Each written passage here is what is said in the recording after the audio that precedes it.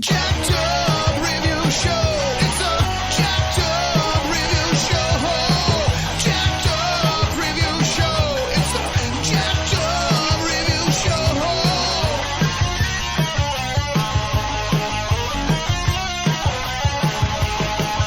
Join us as we cover many an insane movie and numerous cult TV phenomenons. Are you ready to get jacked up? Are you with us? Then listen on. Listener discretion is advised. It's a jacked up review show. It's a jacked up review show. Jacked up review show.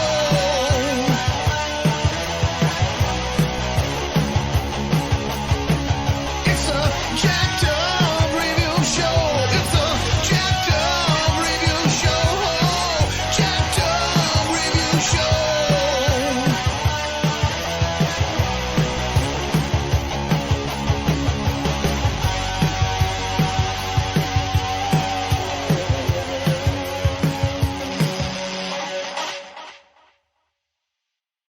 Welcome to Oz.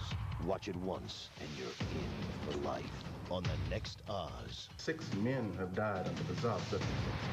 Everything ain't gonna be all right. Peace ain't gonna come till your death be done. Christ! You have been condemned to die. This thing is larger than you. It's larger than me. Oz, a new series, a new episode Monday night at 11, only on HBO. Part of the 11th hour, HBO's summer prime time. What used to make this city great was that it was run by bad men. Who understood that they were bad. You walk in there and you think, oh, the new guy's stupid enough to eat your bullshit. What are you, some kind of asshole? I think there's been a misunderstanding between you and I. No, it's no misunderstanding at all. I think we both recognize one another for exactly who we are. What do you want? Long term, for you. I want to rip out the fucked up machinery in this bullshit city. I want to tear it all down. For good. If you put yourself on the line, this job is not going to be easy. Guys like me, we need guys like you. I like what my job should be. That's not the way things are. You're acting like this is not a big deal. This shit that you pull, it don't just affect you anymore. We do one. Take the money. Get straight. Father, I've been forgiving my husband for 20 years and nothing changes. I treat everyone the same. Bad.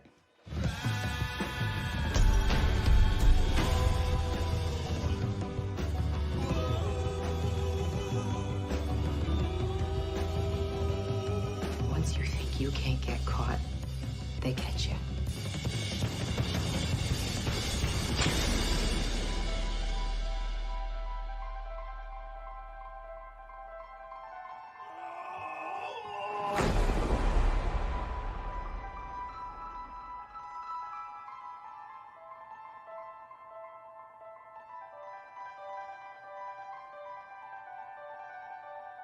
The bad do understand.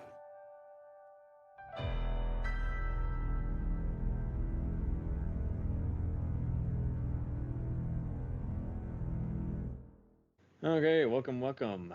Mike Hartshorn and I are going to get into Tom Fontana's Oz. That's right.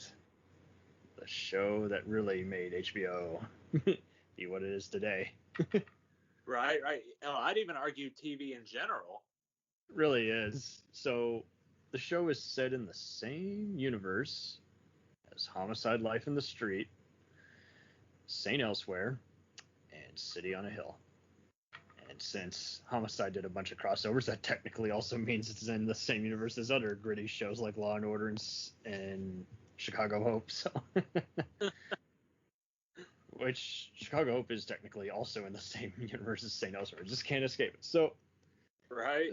This was conceived by Fontana after he had worked as one of the head writers on Elsewhere, and he just wanted another similar kind of show that was just kind of just showing, after just having a lot of success with Homicide, which was always just poor in the ratings, but great in terms of the audience and critical acclaim. So he just took a lot of that same kind of low budget looking style and launched a bunch of other writers and directors' careers from this. His partner in crime was Barry Levinson. That's right. The acclaimed filmmaker behind, The Natural, Diner, and Good Morning Vietnam. And it's very interesting how this one just is kind of a template for all these actors we've come to know, as well as, like, we can say for certain, obviously Sopranos is like 2.0, like the next step, but like you can definitely say that other shows like Justified and Sons of Anarchy and especially the Power franchise definitely wouldn't exist now. Oh yeah, absolutely not. This is like, yeah, there's just no way, Jose, because it incorporated a bunch of fantasy element, narrators talking to the camera, and just even it's not just any prison, for the longest time, if it was a prison movie, it had to be either kind of a noir kind of throwback, kind of like Shawshank Redemption, or it was, just a bad, exploitation B movie, that you saw at a drive-in or direct to video. And here, it was changing up that whole subgenre is like, okay, this is an experimental prison that's, nicknamed after, the location in The Wizard of Oz, but, it's meant as irony. And we got Augustus Hill, who's like the least, biggest offender in this whole place, and he's having to narrate the whole shebang about what happens. Right. And I think I read somewhere that originally Adewale, the guy who plays Adebisi, as well as Seth, who played Clayton, they originally auditioned to be Augustus, if I'm not mistaken. I would not doubt it. I'm sure they had to. I'm sure everybody got tested for every role here, So. Right. Oh, man. So we got Ernie Hudson of Ghostbusters fame as Warden Glenn. We got Terry Kinney, a well-known supporting actor. You might know him as Tom Cruise's brother in The Firm. As McManus, one of the on-again, off-again psychiatrists. Harold Perrineau, who was later in The Matrix as Hacker Link, plays Augustus. And Eamon Walker, who many might know now as the fire chief on Chicago Fire, plays Saeed, the Muslim leader. Kirk Acevedo, who many might also know from Fringe and Band of Brothers, among many other things, plays Miguel, and who can not love Rita Moreno?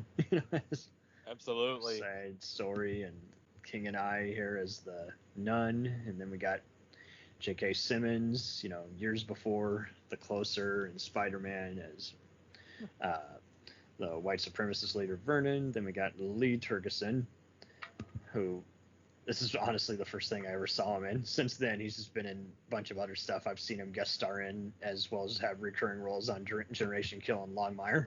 And his brother, I forget his name, also was a music supervisor on this and Homicide. So there you go. Oh, wow. Yeah, I didn't even know that. Mm-hmm. Dean Winters, that's right. Mayhem in those Allstate ads. Right, or The Vulture and Brooklyn Nine-Nine. There you go, yeah. And you might know him from Battle Creek, Rescue Me, Law & Order That's where I SVU. introduced him as Johnny on Rescue Me. Mm-hmm. Another great show. Right? Altogether great actor. Absolutely. He's kind of played a lot of the same kind of personas, and yet that's just really worked so well, just for what he's been saddled with for the most part. He was also in the Hellraiser sequel, Hellseeker, which makes me wonder if that's how he got the Mayhem gig, because he crashes his car at the beginning. He's also the tertiary villain in the first John Wick, and has also had some brief recurring gigs on Homicide and the Terminator show, and you guys might also know him for playing Tina Fey's boyfriend in 30 Rock. Oh man, so that's one hell of a career. But yeah, he and his brother,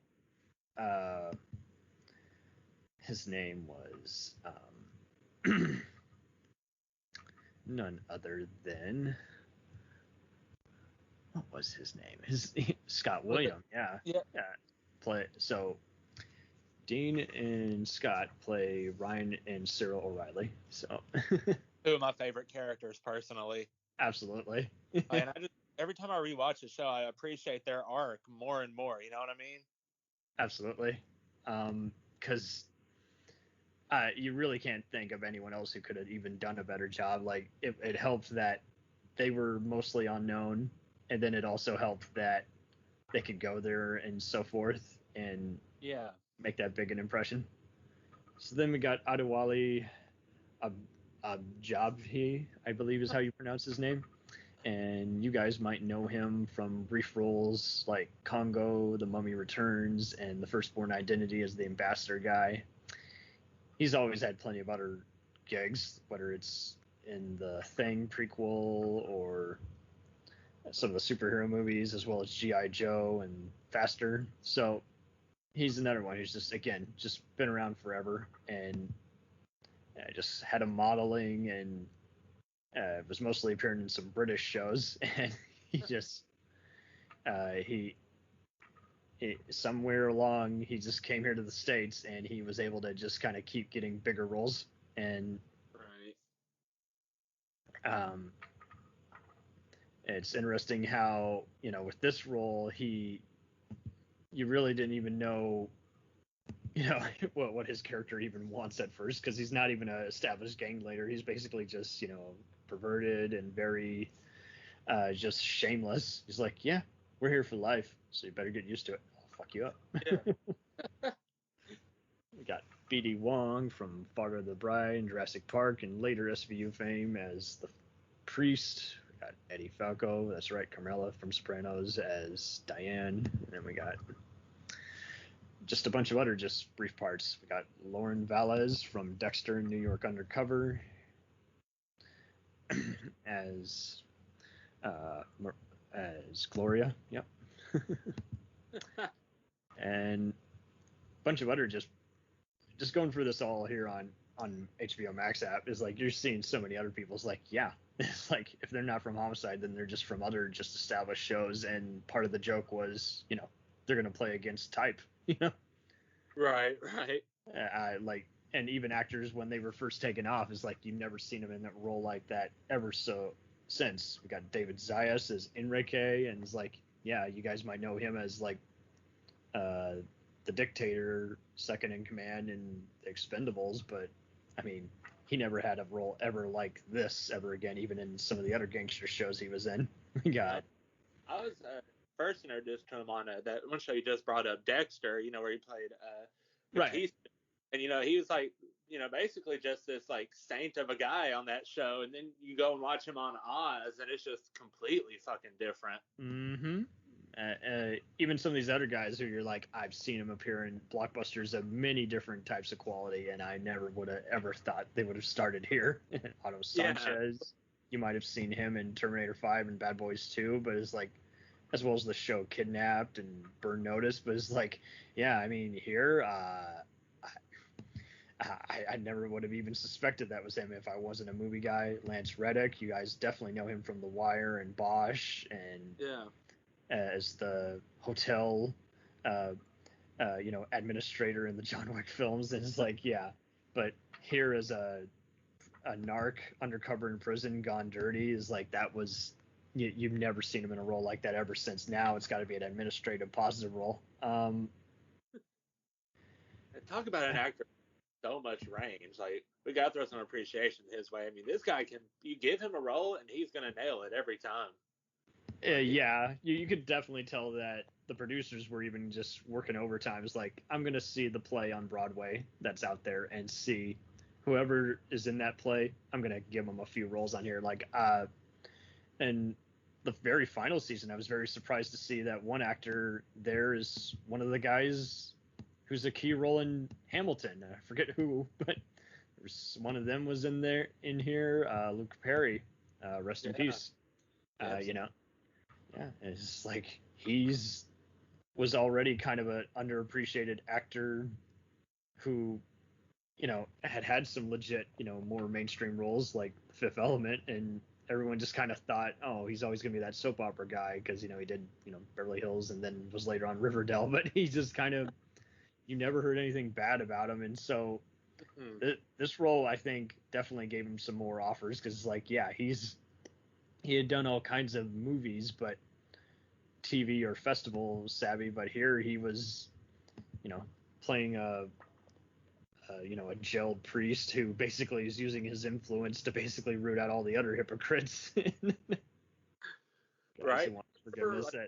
Watch the show. I expected to hate, you know, old Reverend Cloutier, but I actually grew to like sympathize with him and, you know, kind of like him. Like, yeah, what he did was sort of fucked up, but one, he did not belong in Oswald. Yeah. I mean, he could have gone to prison for sure, but not a place like that. You know, on the Oz group, we talk about characters who didn't belong in a place like that. And Jeremiah Cloutier never gets mentioned, but I think he should be because, yeah, he didn't belong in Oz. Yeah, and this show, kind of like Deadwood, was produced through Paramount, although it was through the division Reicher before it got bought by that CBS, you know, entertainment industry. But it's like I think that's kind of why they were limited to kind of promote it as much, because I mean they just kind of were the distributor versus the production. You know, it was an in-house where they owned both rights. But what do you think? I'm really surprised how some people have either seen it and either weren't sure how much of it they've seen, or they've seen it from beginning to end. And then I was noticing some other crowds are like, yeah, I always meant to get into that. I always heard it was awesome. And so I guess it's good that, you know, all these shows are always finding an audience because they're discounted at the DVD Blu-ray stores, and now that it's on the Max app, it definitely, I think, will get a little more attention. What do you think of the music video that was done, like when it first came out? Behind the Walls, which had Nate Dogg and Corrupt from the Dog Pound doing a. I have to be honest, I haven't seen that, but you can YouTube it, and it's like if only that song was played more. I think that's a great jam. The rest of the album was kind of whack, according to a lot of people, and I never bothered with it. I was like, yeah, it's not going to get any better than this. But some of the ones who were featured on the album, that kind of made sense to me why they ended up being offered like a guest star roles, especially Master P. Yeah. So again, what do you like about the whole kind of concept where it's just they introduce people who later become a big part, and to avoid being formulaic, you wonder if there's going to be a disruption this season or if it's going to be kind of a slow burn psychological kind of thriller. Right. And how everyone is introduced, you know, you understand what crime they're for, and you wonder if there's going to be any redemption or if they're just going to be just a cynical person who's just going to rebound, just keep going back to what landed them in here in the first place. And what would you say about how this whole thing kind of progresses? Do you think they did a pretty good job of just kind of outlining everybody's problems? Or man, honestly, like one thing I love about this show, just kind of like what you were saying, like no other show, like even The Wire and The Sopranos, which I'm a huge fan of both of those, like no show can touch the character development on Oz. Like there's people who you start out just absolutely hating, but then, you know, you might not necessarily you grow to love them, but you start to sympathize with them a little bit. And like Adebisi, for example, you know, I really did not like him for the most part of the first two seasons. I mean, I was entertained by him, of course. Yeah, I was the same way. I was just like, yeah, he's got no redemption, but he's pretty amusing at times because you just don't know what to expect from him. If he's going to just moon everybody, if he's going to just get in a random fight just because he can. Right, but then, you know, we start seeing, like, sort of the genius of him, for lack of a better word. I mean, he pretends to go crazy and go work in the AIDS ward just to get back at Napa. And, we don't know if he's really going crazy or not, or if this is all some ploy of his. Oh, totally. And then it just gets even more and more just, if it's not gray, then it's just like silver in between white. Because a pale of darkness. Because, I mean, we get even Zeljko Ivanek, who you guys might know as Dennis Hopper's evil son on 24, and also from Homicide as the main attorney on there. And here he plays Governor Devlin, and the actor said he got so many prick roles after this, and I'm like, I believe it, because like the Magister, he played the Magister on True Blood, and there you go. On there, but honestly, him as the Magister, he looked like a fucking saint next to his character as Governor Devlin. Yeah, because then he was the well-intended roles of Madam Secretary and Banshee, and like, but that's not anything like what we know you for. Previously you just were always just that guy who just had to be just kind of ruthless and crooked. And here is like, he's basically just a typical scum of the earth politician who just, I mean, he even just tells, oh yeah, Warden, you could be my, second in command, you could get a place on my staff, but you got to exploit your daughter who's been assaulted by someone who's connected to one of the gangsters in the prison. Alvarez is like, yeah, no, that's not cool at all. And then he goes even like a step further, like you don't feel sorry for when he gets shot at by one of the prisoners. But you're happy. Not by the prisoners, my bad, by the fired prison guard, Clayton. Remember? But he does become a prisoner there because of that. Yeah, it's just such a funny reverse. He's been told everything he can't be, and so he ends up being in there, and it's like, wow, was he always destined for this? It makes you wonder. We were talking about character development, but another thing they do so well is the character downfalls. Yeah, and then you, the viewer, start questioning yourself. It's like, am I a terrible person for wanting this person to fail, or wanting them to rise up and create a ruckus and escape? Right? What does that say about me? It's like, if anything, this is kind of a pulp graphic novel.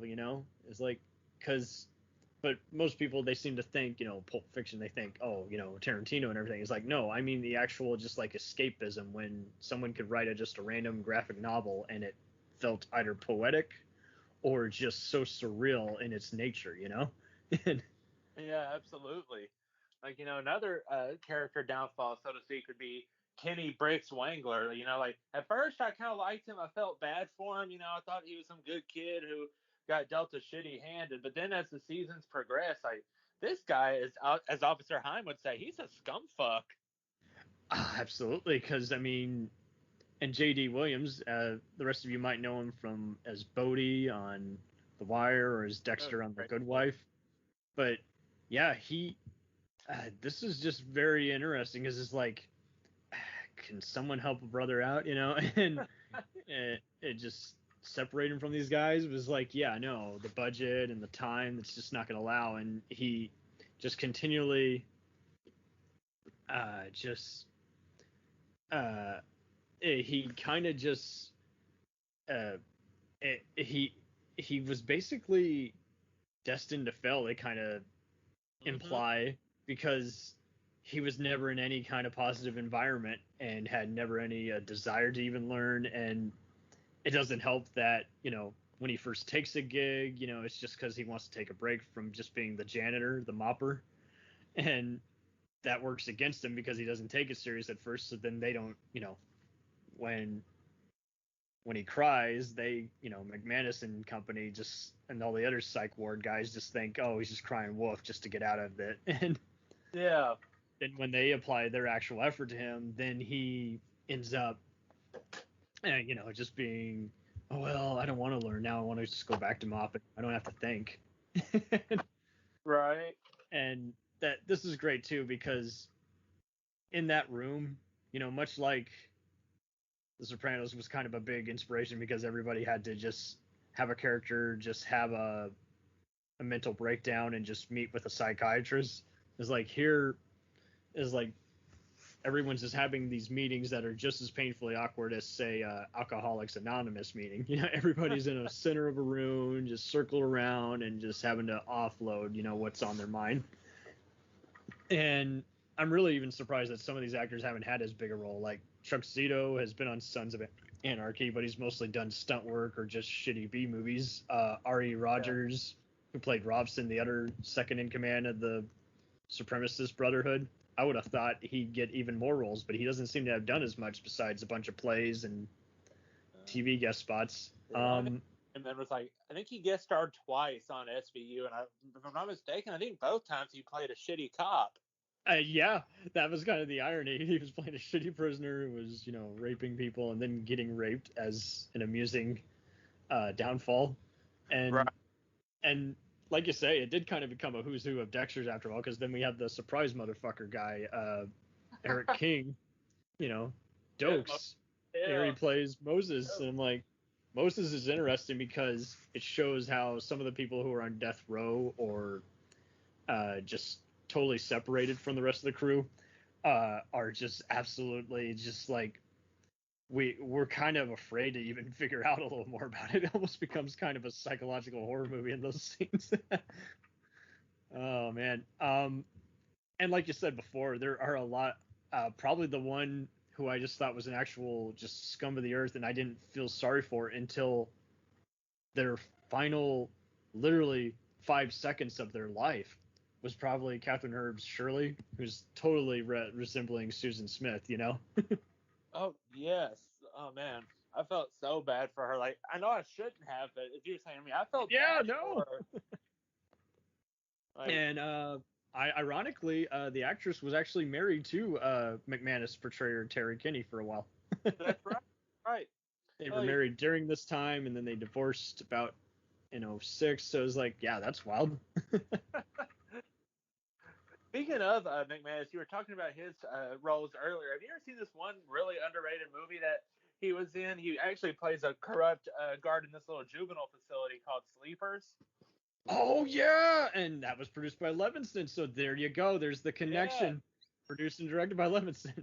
And it's funny. Kevin Bacon's character, I kind of got kind of a good version of O'Reilly. Or no, bad version of O'Reilly. Yeah, he was a shitty prisoner.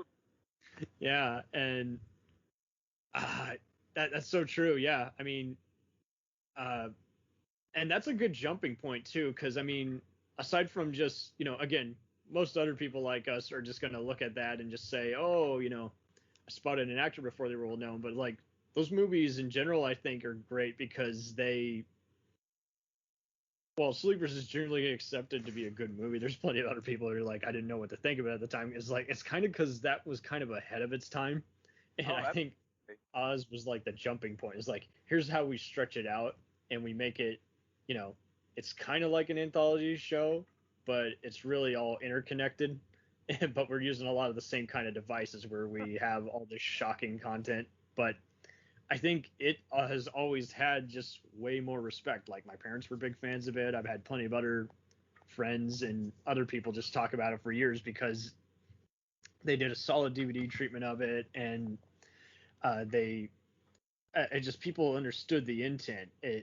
Obviously they could get away with stuff. It's there's plenty of stuff in here that is totally X-rated in terms of the violence and nudity, but there's also a lot of other stuff on here that is it's the only way they could have even, had they tried to make a movie version of this, they would have either hired too many unconvincing but famous people in here for the, for an easy box office return, or again, it just would have become probably half of some of these other Tarantino type people, where it's it wasn't liked at the time, but it became appreciated years later. And I think is yeah, I mean, just the musical episode they do in the second to last season, that's when is that this is the only place it could ever have existed.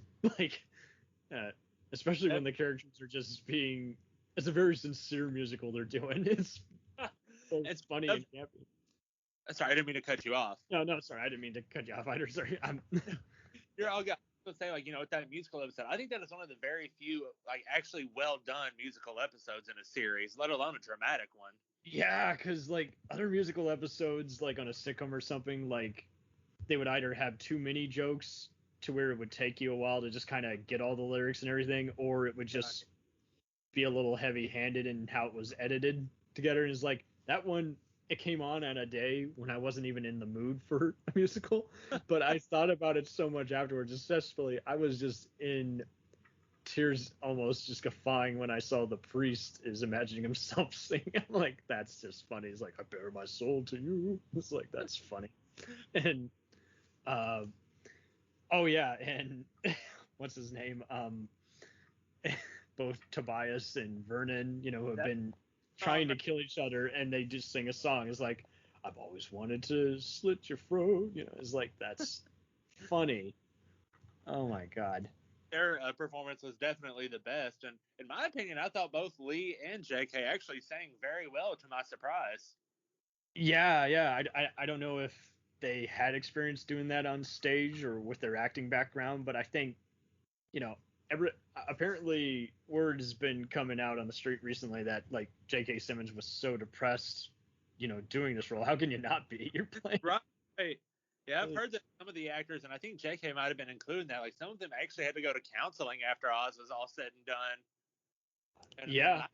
Like, especially like for those guys who had to play like Aryan Brotherhood members, like you have to think all these things. You have to and I mean, rule number one as an actor, regardless of the character you play, in order to give, absolute conviction about what you believe in, you have to just, especially when I was even taking some courses, I was seeing some of the same stuff they teach, everybody at every acting school is like, the character is never wrong. And that's how a lot of them play it, is like, well, if you do that, then that can kind of fuck with your psyche. I'm like, yeah, do I justify my, scumbag character? Like, do I? Yeah. Oh man.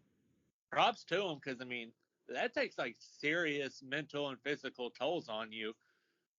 It really can, and I'm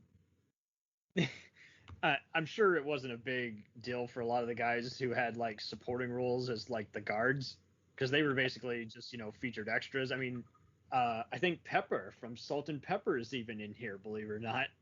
Oh, was she Brianna? Was that her name? I think so. And it's just like I saw her credit for like 10 episodes, but I only saw her talk in like one of them, and the 2 other episodes where she was in the background, but I didn't see her do anything. Yeah. But yeah, I mean, damn. And Jackson Bayhew goes to complain to her about Mickey and all the other rats, and all she has to say is that Mickey was a mouse, which is telling Jackson to just go fuck himself. Yeah, it's just really funny because it's like they're just working in that whole just and whenever someone's introduced, it's really interesting because some of them have been in the background for a while, and then they're slowly becoming a big, huge part of it. Even like the naked prisoner who's hanging upside down, who instigates a whole fight. That was played by a stuntman, but that got him. You see, years later, he started acting as a result of this first acting credit, and it's just kind of funny because some of the most minor characters, even ones who like lasted 1 episode, end up becoming a huge part of the whole flow. Is like, remember so and so and what happened to him? Like, they'll be mentioned in dialogue, and you instantly know who that is. Like Leon, of all people, from Above the Rim, cliffhanger. He gets killed like 2 episodes in, and it's like. Same thing with Dino, played by John Cena, who many might know as Antonio on Chicago PD, and the boyfriend Chris in the movie Selena, as well as The Pacific and Homicide as Falcone. So it's like, yeah, he was perfectly cast there, and I thought it was such a cool tribute that he ends up being one of the dead prisoners who are speaking in the final season, because that kind of complements Augustus Hill. Is like, okay, he's dead. What about all the other dead voices? Right, and I know a lot of people hate on season 6, and I will acknowledge its problems, but that was an element that I absolutely loved in season 6, is having dead prisoners like Jefferson Keane, Andrew Schillinger, and all. Yeah, I back. Like, I thought that was awesome. So many act like it's unwatchable, and like I have issues with Sopranos, how it ends, and some of the other shows that end, but this one really, for me, this is a slight spoiler. Really, the only issue for me was just how Saeed's death kind of just came out of nowhere. They could have kind of hinted at that more, that hey, there's some people trying to get into the prison and one of them wants to kill you to do it. Like, I could have just needed a little bit of that and then I would have had some fun. But right. And I will say this, Joel Grey's character, that's right, Cabaret, is here. His character really didn't go anywhere, in my opinion, but that's just me. I can agree with that, yeah. Like, he was interesting and well portrayed, but it was just one of those where I was just like, okay, so I feel like you're either not spending enough time on him, or he should just do something else batshit, or he should just be executed immediately, because now I'm still feeling the pain over Saeed being killed. Because Saeed, will resort to hostage takeovers or negotiating with all the other awful guys, but he has a political message. That's what makes him different from all the other guys. And for him to just kind of die, and he's not even a prophet or anything, I just felt like it could have been funny just seeing a little bit of fanfare. And as close as they got was the only irony that I thought was well handled was, oh, and by the way, Saeed's book is now published. And now he, the company gets to collect all those residuals and he gets nothing. Oh man, yeah, I know exactly what you mean. That really stung. Another character, like, they didn't kill him off or anything, which I almost kind of wish they would have, killed him off or had him come to Oswald as a prisoner. But right. Something, I can't remember his last name, but the guy who's like, he was part of the mafia, but he worked for Oz as well.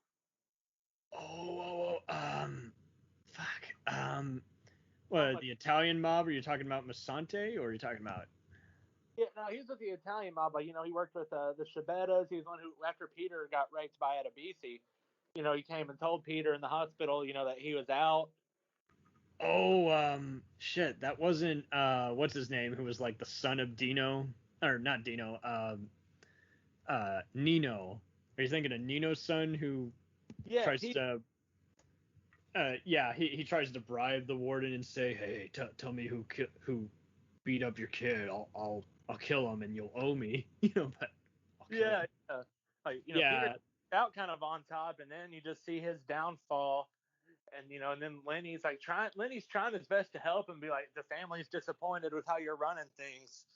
And then after he gets raped, Lenny comes to the hospital and tells Peter that he's out. Mm-hmm. Yeah, like, that was the character. He was in a good bit of season 1 and a couple of episodes in season 2, and then we never hear about him.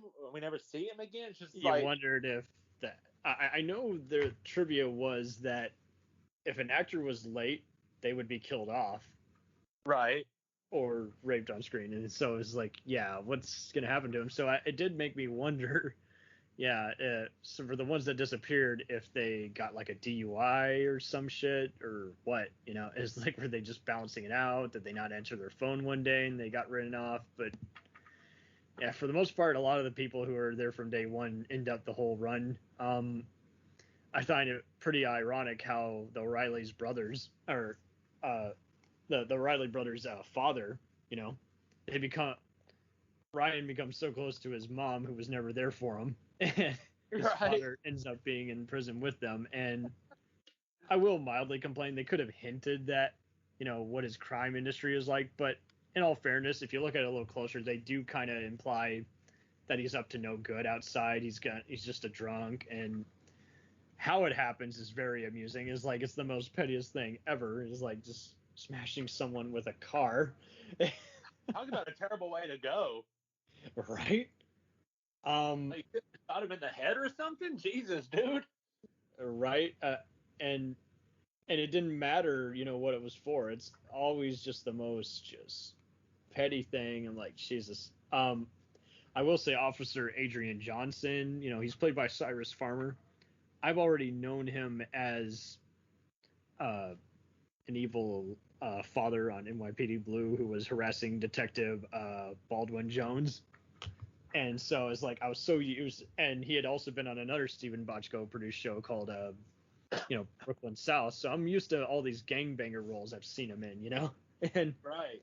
And of course, like usual, he's been in plenty of other movies and shows, but I was like, when I saw him, on here, is like, I thought he was, he was pretty laid back, pretty cool security guard. And then the fact that he got paid to kill the warden is like, I'd kind of gotten spoilers before and knew that most everyone was dying on here, but I only have an issue if someone dies in a show if I just feel like it's a last minute idea or not as well edited in execution.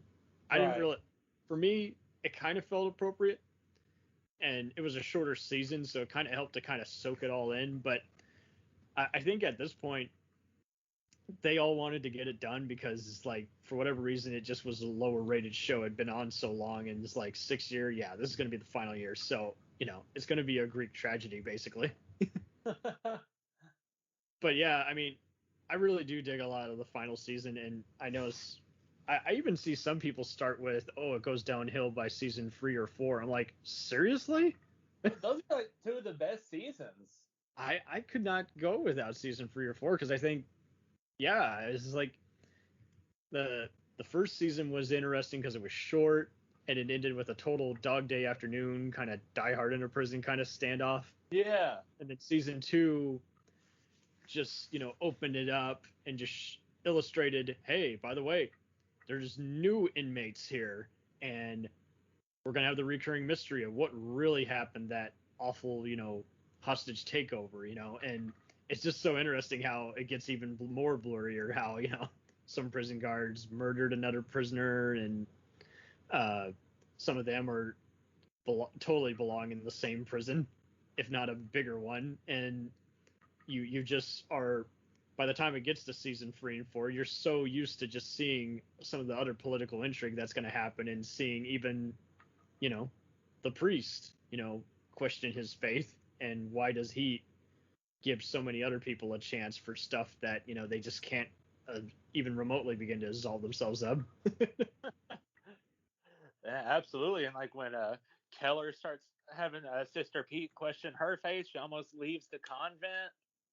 Yeah, so yeah, I'll backtrack a bit there. So yeah, this is what got Chris Maloney on the map, you know, as Keller, and it's just so funny how around the same time he and Dean, you know, Mayhem were filming SVU. So I kind of made the joke that this is them if they went undercover in prison and they got too close. But no, seriously, I mean, this definitely got him on the map. This is definitely his.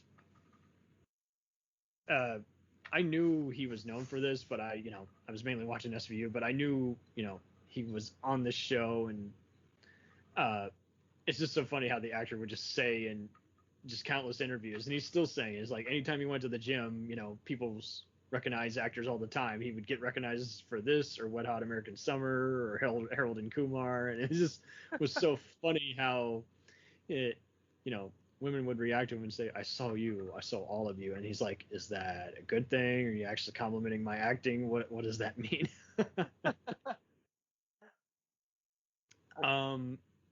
Yeah, no, he owned this role because, I mean, Keller even just says it himself, is like, I have nothing to offer. And yet, so I'm just going to get comfy and cozy while I'm here. Yeah. And he's like a spree killer, partial serial killer, and then I think they said that he had a rape rap sheet, but he was mainly just like a bisexual guy. He's just like, yeah, I kill what I kill, I frame who I frame, and I basically don't get knocked around in this prison too often. And to even have a basketball player, Rick Fox, you know, as a basketball player with a rap sheet, that was interesting because right. It was like that totally kind of, it's just so funny how when he returns there later and they're all getting his autograph as he's coming into the prison, like, that's pretty funny. That really is. That even makes you think about even the Kobe Bryants of the world, you know, just all the other people who had just alleged, you know, disputes, and he made you wonder, is like, were they pimped out by their managers, or were they actually good people who were framed, you know, or was it really just kind of like an OJ equivalent, where it's like it was a bad person with a heavy-handed case, you know? It's like, they do good at just making all these guys stand out to where you just don't see the, like, other than, again, the Susan Smith parallels, you don't see as many obvious tie-ins to real life. And I mean, you definitely see where other shows would just experiment with this whole thing. Is like, let's, and so kids of this generation, when they think of, breaking the fourth wall, it's kind of a shame that I don't know where, but most people just didn't seem to think about it much unless it was a famous actor playing a comedic version of themselves in like a Kevin Smith movie or something like that, or Deadpool. But that's it. It's like no one seems to think about, well, the fourth wall breaking has happened plenty of times. Yeah, Malcolm in the Middle, if you ever watched that show. Malcolm in the Middle and Spinal Tap, was both a mockumentary, but there's plenty of times where they're just talking to the camera. Right. Wayne's World. Wayne's World, yes. Just that the 90s was definitely a perfect time for when everyone got comfortable just kind of experimenting a bit, and they were used to just kind of saying, okay, just wing it. If you can make the movie on time, I'll let you do whatever the hell you want, and we'll give it a festival run, and then we'll make it premiere on one of the movie channels or the video store, and we'll get our money back. And right. I know Fontana said on the Homicide DVD special features that he pretty much left the directors alone, and he never had any issue with any of them. And I think that's kind of the same here. Is like everybody got, was thankful not only to work but kind of show what they had to offer as a visionary. And much like Homicide, there are plenty of episodes, and even on SVU nowadays, there's plenty of episodes that don't even start what you even expect it to start. It does kind of avoid the formulaic excuses, like in being as predictable by just having even a different tone each episode. And it just really helped because you could, even some of the flashbacks, some would be way more, implied and suspenseful, and some would be far more graphic to where you're like, oh my God, Yeah. And as soon as you think you know where it's going, it just completely takes a left turn. Mm-hmm. Absolutely. So some of the writers who worked on here had giant careers afterwards. Sean Whitesell, who also played Donald Groves. Oh, I didn't know he was one of the writers. There you go. Yeah, that's right. He, aside from that and Homicide, he stopped acting after a while and produced and wrote for a bunch of shows, including The Black Donnellys, Boston Public, and Cold Case. Oh, wow.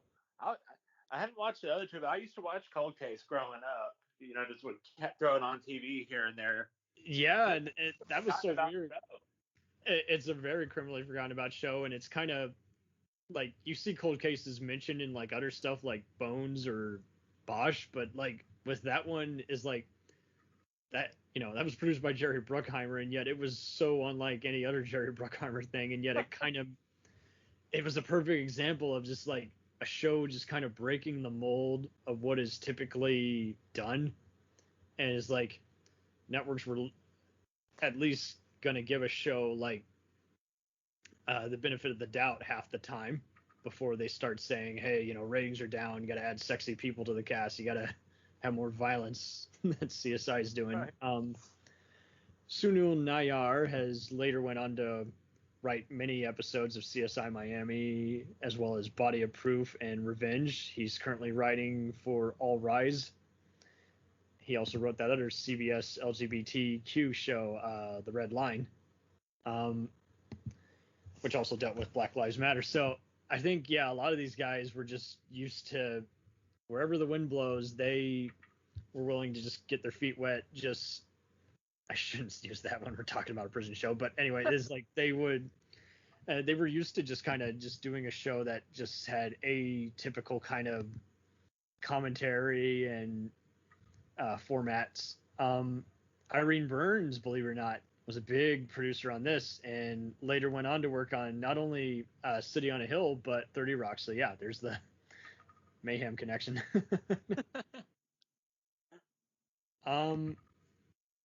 So I'll get into a little bit of City on the Hill before I bring it back.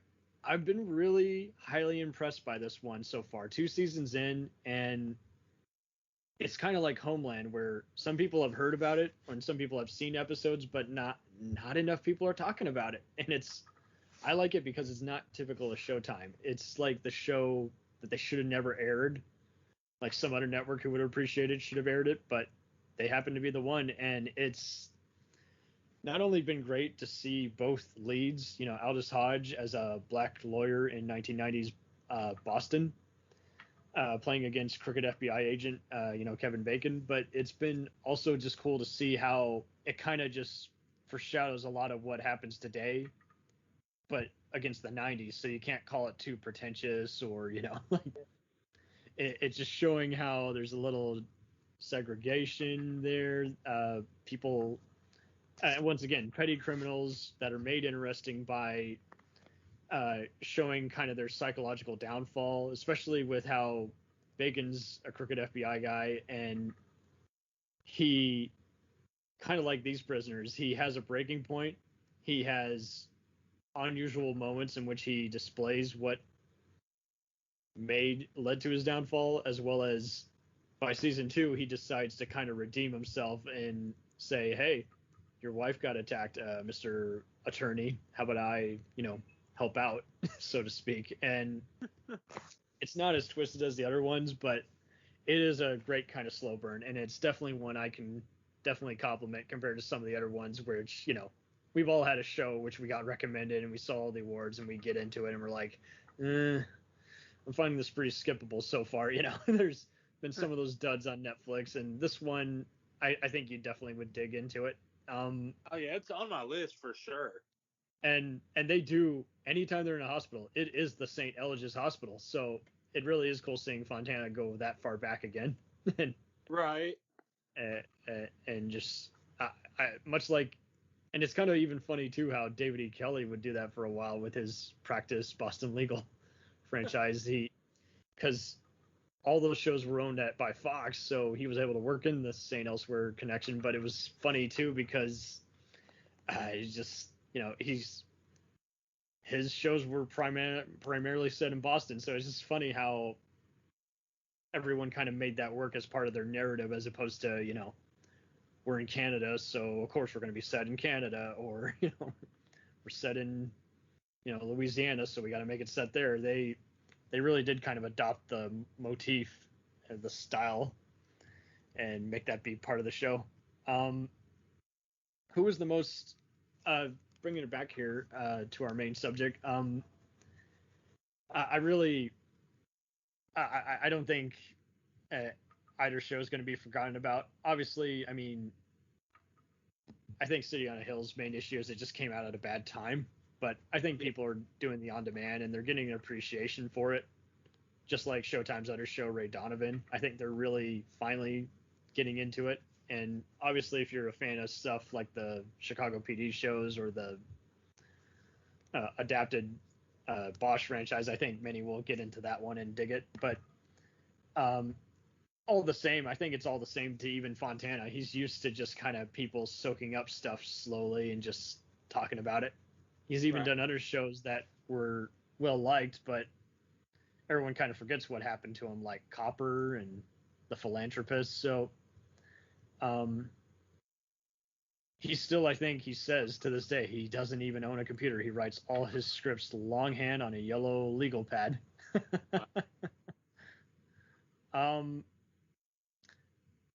And I think it helps that he's taught at various universities, various periodicals, and done plays, because I mean that's exactly what most of these people, their background is. They've all done numerous plays and so forth. And it's so cool how he and Dick Wolf, producer, were just such deep friends. They would just practically just work around each other's schedules, say, hey, you can borrow my director or my actor for the week. Yeah. And I think it, because I'm kind of tired of just seeing all these just various hostile friendships, like Werner Herzog and Klaus Kinski, or even something more recent like Taraji P. Henson and 50 Cent getting on a Twitter war over whose show is better. I'm like, come on, guys. It can all be enjoyed. And now probably the biggest offender now is, comic books. Marvel and DC got to get in a dick measuring war, and I don't get it. I really don't. Right? Like, I like both of them. I mean, But nowadays everyone thinks that you can only like one thing. Right. Is like there's plenty of people who like all those as well as Fast and Furious, Transformers, or G.I. Joe or Expendables. Is like you like what you like, and then you back it up, or then you take the easy way out and just show a positive or negative review that proves your point. So any other guest appearances on Oz that really shocked you? Probably Method Man as Tug Daniels. I really enjoyed Cheese from The Wire, and Tony Lewis, who had played Terry Stivers on Homicide. I didn't expect her when she instills a dog rehabilitation program. That was really a surprising arc for both her, and you weren't sure what was going to happen to even Alvarez. Like, what are you going to do, dude? Right. It's like, because doesn't he like train a dog to attack one person, and then, or we think he's going to, but he doesn't. But it's like he has a vision, and it's like, jeez. From my recollection, Alvarez actually trains his dog to like become Officer Rivera's like service dog, the CO that he blinded, and Penders trained his dog to attack Officer. That's what it was, and it was all so together, so I forgot about that part. Right. I love that story arc. Oh, totally. I also totally spaced out and forgot Luis Guzman was on here. Oh yeah, El Cid.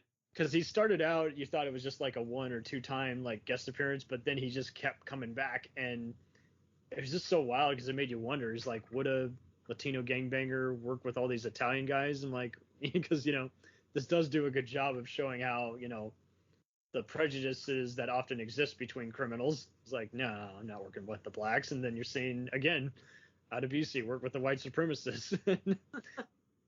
Here I think it was a little more plausible. Is like he and the Italians all had the same goal, is like, get rid of Alvarez, he's a snitch, get rid of all these other guys who are talking shit to us. And it kind of made sense that Guzman was on here, because I mean, he had been just in so many Steven Soderbergh movies by this point, and just seeing his range here was kind of cool. Absolutely, that man is a phenomenal actor. Right, and he's a good sport. It's just so funny how he made fun of himself years later on Community. After that's a show I still need to finish. I got about up to season 3, and this was years ago, and then I stopped, and now here I am. It's one of those ones, I was like, oh, I'm gonna pick it back up, and then days turned into weeks, and then weeks. It was one that I revisited all this year, and I thought for the longest time it was just going to be a show I casually watch. I don't watch every episode, but it really was a good appreciation seeing all the episodes, because you understand the show slightly better, and because there's plenty of others. Is like I can watch just like 5 episodes and you generally know, especially when it comes to a comedy show, and that one was one is like, yeah, I benefited from that, and it's different. Right. From, say, Always Sunny is like, if you don't see all 18 seasons, that's okay. You'll see it. You've seen a bunch of it. That's good enough. I love that show. Oh yeah, and I definitely. I know that the head of HBO programming later went on to Starz, and they did a lot of the same kind of stuff, especially with Power. But FX, I know Kevin O'Reilly was like the head of that there, and then after The Shield won all the Emmys, he went to NBC and programmed a little known show called The Office. But yeah, it's like it seems like I would like to know who are the programming heads now and what are they doing, because it seems like NBC will have a show that's like a sci-fi thing, and you already know it's not going to last the season because it's under promoted and always on the worst possible day. They bought it but don't want to honor the contract, and it's like it seems like some of these movie channels there's always one show that they cancel each year, and you wonder, was it just really that bad in terms of ratings, or did you just not know what to do with it? Because I know some of them have been outspoken for years. They're like, hey, this is winning us all the Emmys, but we hate these shows. We don't think they're good at all. Right. And I never heard anyone dissing this show. I did see some people occasionally kind of say, I don't want to watch this, kind of coming off as homophobic. I'm like, it's just a good show. It's referring to Oz? Yeah. I was like, okay. I mean, that's another thing I wanted to talk about. Like, do you think that show could fly today? I mean, like, yes, there are racial and homophobic slurs, but it's part of the show. You know what I mean? Like, otherwise the show wouldn't be as accurate and fear instilling. You know what I mean? Yeah, I think a lot of the channels, like, they'll let some stuff fly, but they're also kind of trying to wind down, like HBO Now, and like they did away with the whole Skinamax thing, and they got so tired of the porn jokes each time Game of Thrones was on. So I think they definitely don't want as much of this shit on there now. Right. But at the same time, I think everyone also just kind of confuses like the context of all this stuff. Is like, yeah, this is better than say some of these other shows where it's like they were gory for gore's sake. And Starz has definitely had some shows which I've seen where I'm like, yeah, no, this is just very dull, or it's trying too hard to be like Arrested Development and it's just rated R. Right. Who's the other guy? Showtime has definitely had plenty of moments where I'm like, this is just a very bad, well-acted B-movie show. Or you're just trying to imitate all the other stuff that was on the other movie channels. So I think all of them know that they have no room to just be a rival anymore. And it helps that word gets around really fast, especially in the Hollywood Reporter, on who passes on a show and who buys the other show. And who wins awards and everything. So I think everyone also knows it's like they gotta watch what they say in the development room, you know, instead of just looking like, you know, uninspired hacks who lucked out, you know. I think all their thunder has come and gone a bit, and they know that their ass is gonna keep being rivaled by, you know, the main network TV shows now allowing a little more content on there that's edgy, and, you know, streaming has definitely changed everyone's way. And I mean, remember when Blu-ray took over and everyone thought, oh, DVD's going away? I'm like, no, DVD's just a alternative. You can get it at a gas station, you can get it at a whatever, if you just don't have a movie streaming platform, or you just want to own a physical copy and it's $5 less than the Blu-ray. I think everybody's, I think a lot of this, it was the right place, right time. It could not happen today because, you know, this was before even when people were you know, the movie channels don't play it, but all the network shows will often have a Twitter feed happening at the bottom of a screen, and that got a little distracting. But yeah, it was like, yeah, now people would just be, again, just shocked by the content and not understanding like the purpose of it and everything. There's just, I think somehow we got a little more backwards. Somehow some people have been under a rock, and you would just have too many just argument wars. And I don't know. It seems like everything has to be a big deal. I agree with you there. Cool to find some common ground. And I think that's just it. I mean, you've seen some celebrities talk about it as like, we have to watch even the simplest thing we say because we know it can be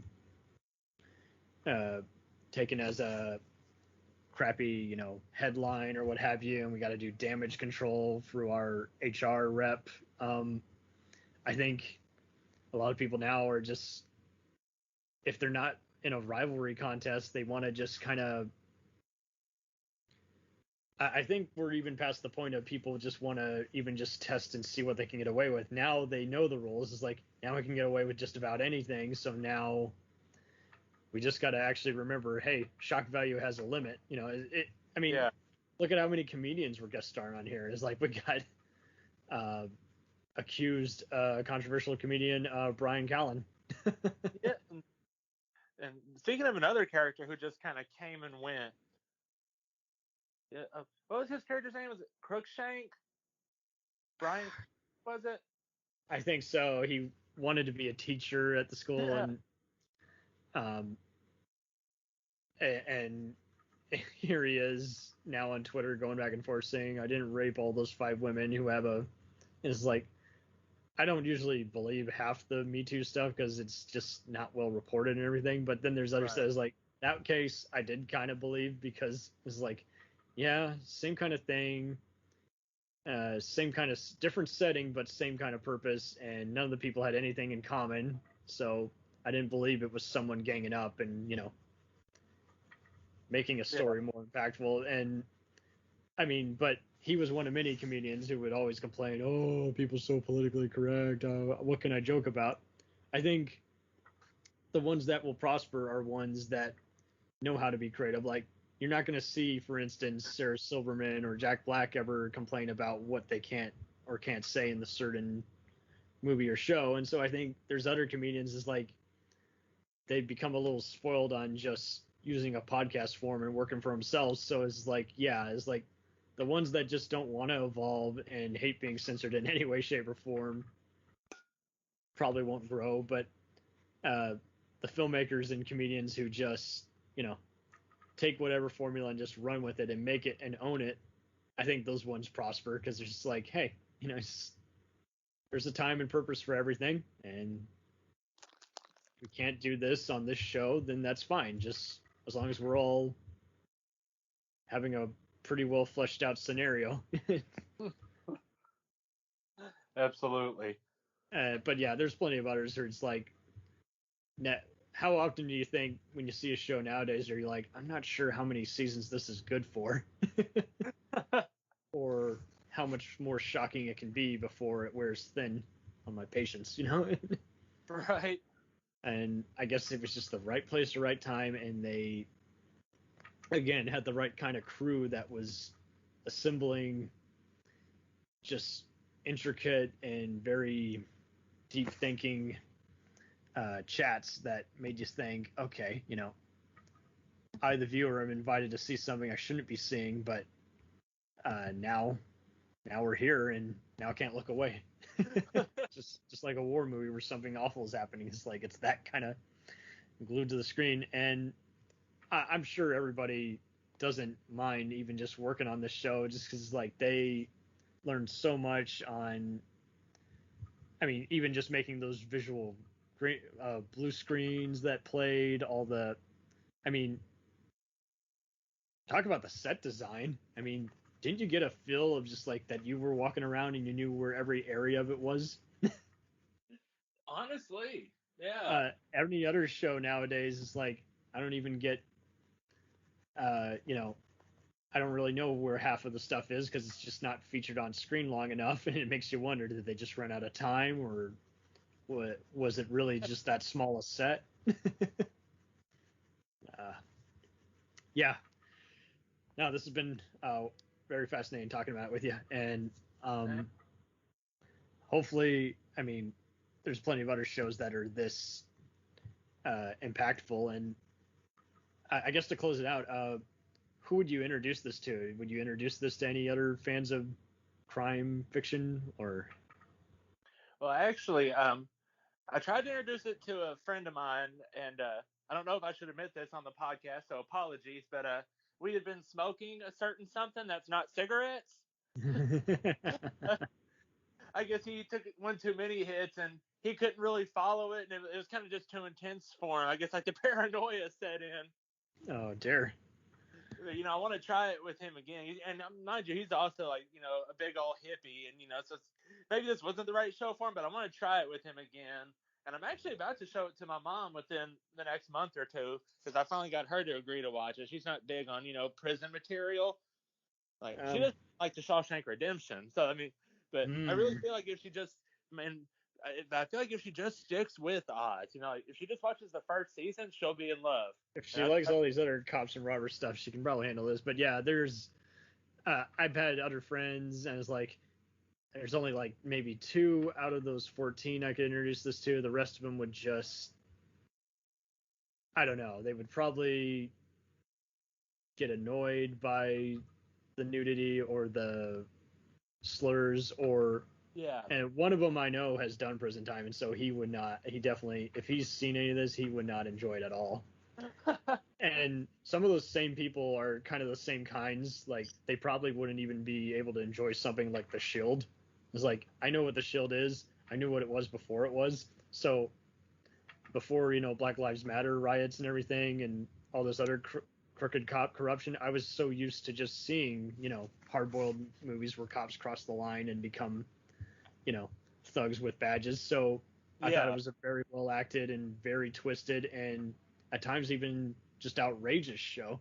And probably even better than The Sopranos because it's like, yeah, it ended so perfectly, and yet I kind of just want a little more. Just because there's so many, again, just like this, there's so many characters to follow, and if you even cut one subplot versus the other, everybody, you can form a storyline around every single character. They're not just,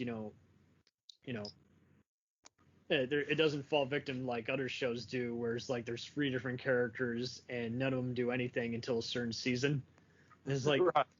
And both these shows, Shield and Oz, I think did that perfectly. But yeah, I think you got too many investors just debating about who should play what. So I think, yeah, if we're not having certain content that might be objectifying to certain people, or that's just too big an echo of real life, I think you just gotta really carefully outline your format and your intent, and somehow, I guess, basically you got to do a compromise. You got to have like 3 people who are semi-known, and then you got to cast the right people who can carry a show, and it's like, yeah, it just don't work in show business. But yeah, for those who do appreciate it, it does seem like it's a very overlooked show at times, despite starting out pretty acclaimed and starting the boat. Right. Yeah. Hopefully it'll keep finding an audience now that it's, you can stream virtually everything in the home box office vault. So. And I recommend it to everyone that I can. Oh, totally. Those who I know, and especially with the shows that I mentioned at the start that were similar, I'm like, I think if you guys like NYPD Blue or Sons of Anarchy or Power, you're gonna like this one. But some of those people who I notice who like one versus the other just seem to also be the kind where, like, they can't appreciate what inspired someone to make something. Like, they're the kind, they laugh at what movies Tarantino references, but they don't like the movies he's referencing. I'm like, well, you won't have this without the other. It's kind of the High Noon Die Hard effect. It's like, without those, you don't have Seven Samurai or Olympus Has Fallen. You don't have this or that. It's okay to be a copy of a copy or inspired by someone as long as you stand out in your own way. So yeah. It'll definitely be interesting to see how many people talk about it on just random blogs or social media accounts and say, got into this show and I can understand the hype. Absolutely, man. Yeah. And hopefully our podcast, this episode will help with that. Mm-hmm. Well, and that's what I hope to do. I like to kind of do deep dives like this. It's like, we talk about just so much stuff is like that. The average podcast is like doing an episode by episode review. I can't do that. I gotta do split it up into seasons, or just talk about it in general, is like, and say what it accomplished versus I don't understand it, but here's what I got out of it and what I understand why certain people like or don't like about it. If you just do a simple outline, just like batter it up like anything else. Oops.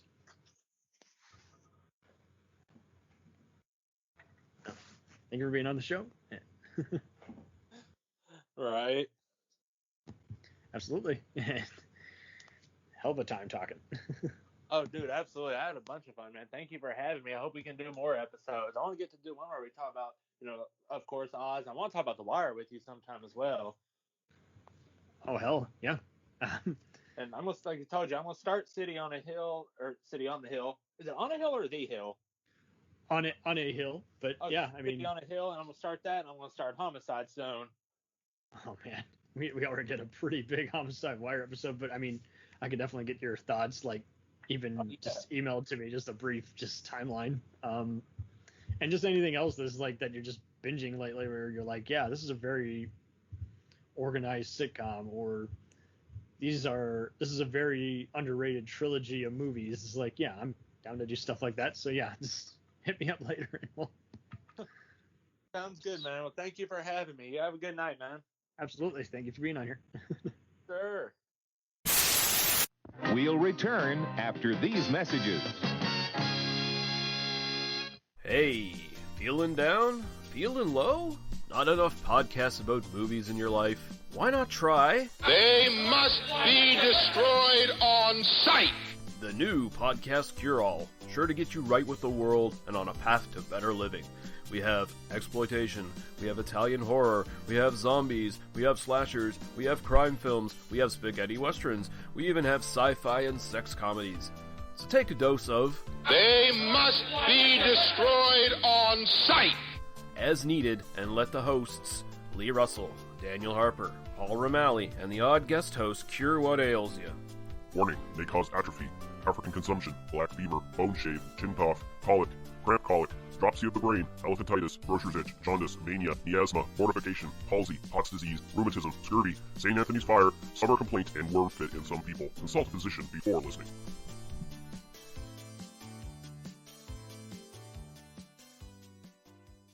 Hey, I heard you like movies. I heard you like to hustle. I heard you like podcasts. Well, guess what?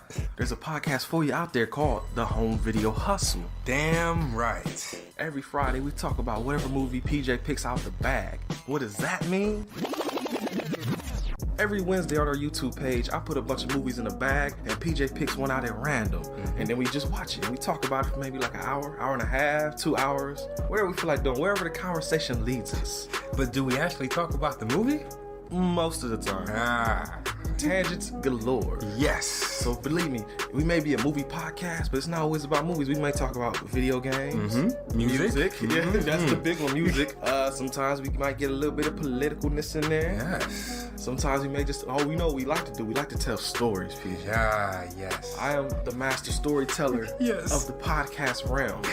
Undefeated. So if you like to hear about movies, video games, whatever foolishness comes to our mind, the most random stuff you could think of, check out The Home Video Hustle. You can find us on the Stitchers, the Google Play, Apple Podcasts, what else? Podbean, what else? Podcast Addict, goddamn, all that. Ain't no reason you can't get your hustle on. We everywhere, worldwide, baby. Hustle, motherfucking hustle. Hey, we can't cuss in the promo, PJ. We gotta be family friendly. There may be podcasts out there that don't want his hair say all that good fun stuff. Well, you.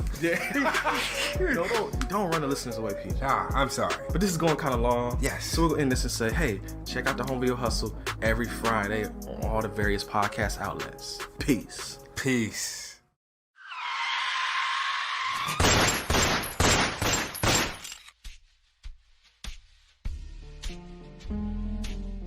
As far back as I can remember, I always wanted to be a gangster.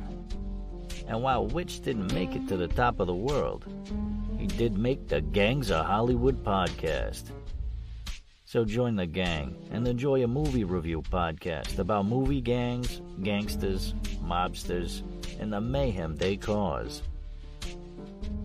You can find GOH Podcast on Facebook, Twitter, and Instagram at GOH Pod at www.gohpod.com, as well as your favorite podcast listening app. And remember, say hello to your little friend for me.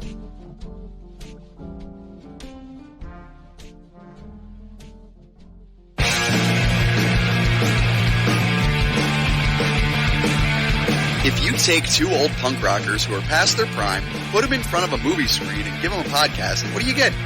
Cinema Punks. Cinepunks. It's the mixtape of movies.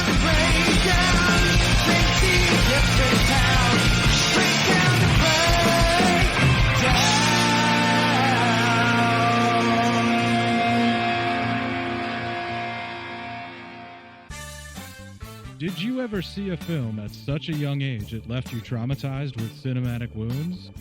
necrophilia. It's a dead issue, man. Don't push it. Cinema Psyops is a weekly podcast documenting an ongoing experiment on the mind of an unwilling test subject. No one should have to watch this movie. Oh, no one should have to watch this? No one should have to watch this movie. Surprisingly, it's not a topic that a lot of people really want to tackle. I'm shocked, prudes. I know, really. Right? It's the next sexual frontier that no one wants to explore. I am, in the most sincerest of senses, disappointed in you. It takes a powerful goddess like Connie, jam her arm down the monster's throat and kill it. Oh, I'm still tripping out over that. Even as a kid, I was like, I gotta find a girl like that. Every week, I get a new look of disappointment that I never thought I could get out of it. Unimaginable. At 12 years old, you should not be watching this movie. Obviously. At 13, you should not be. 14, you shouldn't be. I'm not entirely sure even 17-year-olds should be watching this. Just because you're offended by something doesn't mean that you have the right to demand that it doesn't exist. Watching this film again, I had all of this like little nerd glee with everything that kept little history all popping up absolutely. at you. So I totally loved this film. Hey, I know why you couldn't see that. It's because your brain's warped watching this shit at 12 years old. Yeah, this is a rough movie. I told you ahead of time when we were getting ready to do it that it was. How could you watch this shit at 12? Because physical wounds heal, cinematic ones don't. Listen to Cinema Psyops.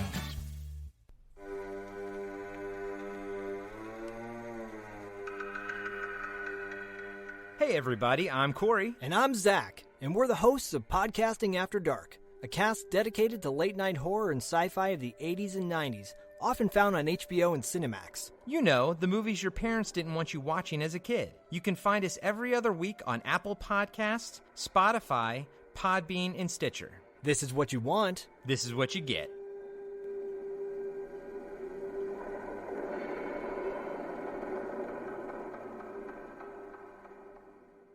It's time, let's check our cue, baby. Pair it with a couple brews, baby.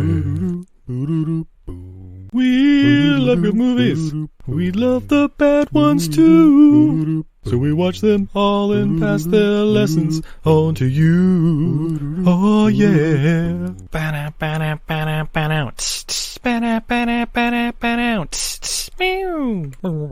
Everything I learned from movies helps to make life a little bit groovy.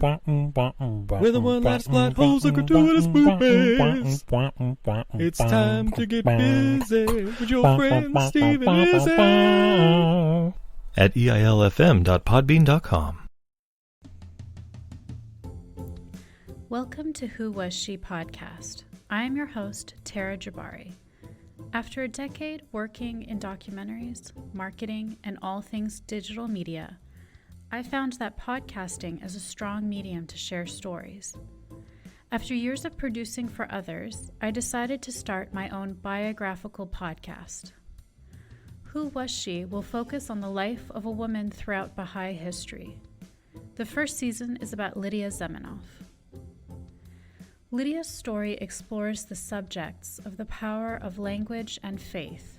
Her father invented the universal language Esperanto, and she came from a Jewish family and became a Baha'i. She grew up during World War I and was killed during World War II in a concentration camp, despite heroic efforts to save her life. How can one person's life intersect with so many others, connect across borders, and inspire a biography, which inspired this podcast?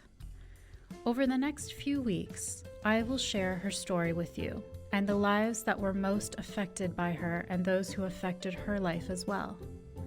They include her father, Ludwig Zamenhof, her spiritual mother, American journalist Martha Root, and the Baha'i German soldier Fritz Mako, who worked for the resistance undercover while having to serve the Nazi Party.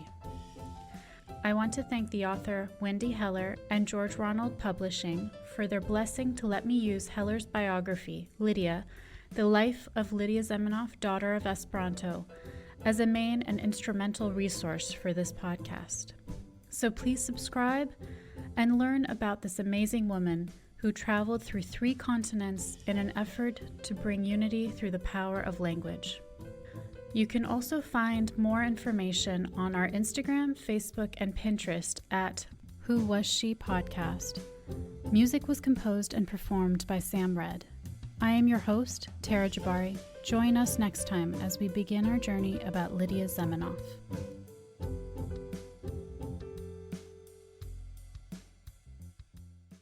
Hi, everybody. It's Mac Jackson.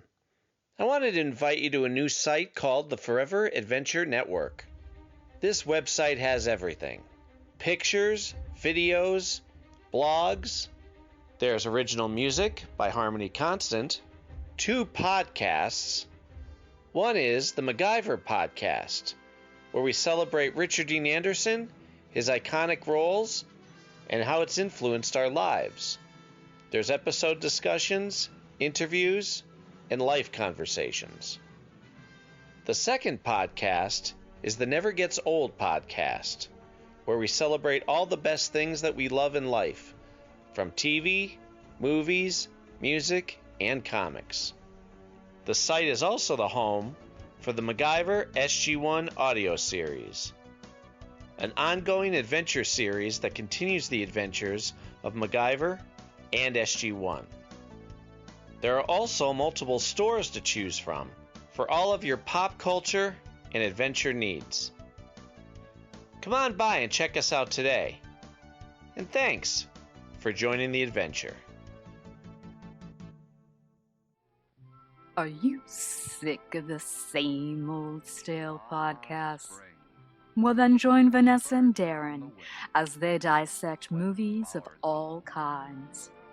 The 2 lifelong cinema lovers bring their favorites, curiosities, and first-time watches to the operating table and inject them with a healthy dose of snark.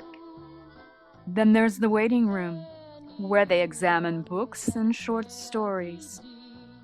So just look for them on Apple Podcasts and where fine podcasts are available. They're part of the Legion Podcast Network. Follow them on Twitter at VDClinicPod. Join them on Facebook at facebook.com/groups/VDClinicPod. Or email them at vdclinicpod@gmail.com. They're ready to cure what ails you. And still, they just might be a little contagious. Hi there. It's Heather from the Watching Netflix Without You podcast. Did you know that there are over 1,200 Netflix original feature films and documentaries? And that number is only growing. So I've made it my mission to watch as many as I possibly can. Then, with a delightful guest or guests, disclaimer, more often than not my brother Ryan, we spend an episode rating, reviewing, and discussing a film at length. The first half of every episode is spoiler-free for those who haven't seen it yet, and in the second half, after a very clear spoiler warning, we dive into it. And that's really about it. You can listen to Watching Netflix Without You on Apple Podcasts, Google Podcasts, Spotify, and more. We now continue with our program.